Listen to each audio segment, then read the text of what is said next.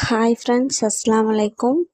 வெண்டைக்காய் பிடிக்காதவங்க கூட இந்த மாதிரி ட்ரை பண்ணி பாருங்கள். விரும்பி சாப்பிடுவாங்க குழந்தைங்கள்லாம். கடாய் எடுத்துக்கணும், 4 டீஸ்பூன் எண்ணெய் சேர்த்துக்கணும். வெண்டைக்காவை கழுவி பொடியாக கட் பண்ணி சேர்த்துக்கணும். நல்லா சொல்ல கிண்டி விட்டுக்கணும். வெண்டைக்காய் அரை வேக்காடு வெந்தோடனே ஒரு வெங்காயத்தை பொடியாக கட் பண்ணி சேர்த்துக்கணும். ஒரு தக்காளி பொடியாக கட் பண்ணி சேர்த்துக்கணும். அரை டீஸ்பூன் உப்பு சேர்த்துக்கணும். நல்லா சொல்ல கிண்டி விட்டுக்கணும். கை விடாத அளவுக்கு கிண்டி விட்டுக்கிட்டே இருக்கணும். உங்களுக்கு இந்த ரெசிபி பிடிச்சிருந்தா கமெண்ட் பண்ணுங்கள். வேறு எந்த ரெசிபி வேணும்னு கமெண்டில் சொல்லுங்கள். மறக்காமல் ஹைப் பண்ணுங்கள். உங்கள் ஃப்ரெண்டு ஃபேமிலிக்கெலாம் இந்த வீடியோவை ஷேர் பண்ணுங்கள்.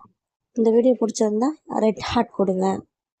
வெண்டைக்காய் நல்லா வதங்கினோன்னு அரை டீஸ்பூன் மிளகாத்தூள், 1/4 டீஸ்பூன் மஞ்சத்தூள் சேர்த்துக்கணும். நல்லா சொல்ல கிண்டி விட்டுக்கணும். ரெடி ஆயிடுச்சு. இது மாதிரி ட்ரை பண்ணி பாருங்கள். மறக்காமல் பிரியா சமையலை சப்ஸ்கிரைப் பண்ணுங்கள். வேறு எந்த ரெசிபி வேணும்னு கமெண்ட் பண்ணுங்கள். உங்கள் ஃப்ரெண்ட் ஃபேமிலிக்கு ஷேர் பண்ணுங்கள். இந்த வெண்டைக்காய் வறுவலோட சாதத்தோடு பெரட்டி சாப்பிட்டா குழந்தைங்க லஞ்ச் பாக்ஸில் செஞ்சு கொடுங்க. அவங்க குழந்தைங்க விரும்பி சாப்பிடுவாங்க. வெண்டைக்காய் ரைஸ்னே தெரியாமல் அவங்க சாப்பிடுவாங்க. வெண்டைக்காய் வறுவல் பிடிக்குமா, ஃப்ரை பிடிக்குமா, மறக்காம கமெண்ட் பண்ணுங்க. வெண்டைக்காய் சாப்பிடுவதனால் அறிவு வளரும்னு சொல்லுவாங்க. வாரத்திற்கு 2 தடவையாச்சும் எடுத்துக்கோங்க மறக்காம. எலும்புகளை வலுவாக்க உதவுகிறது.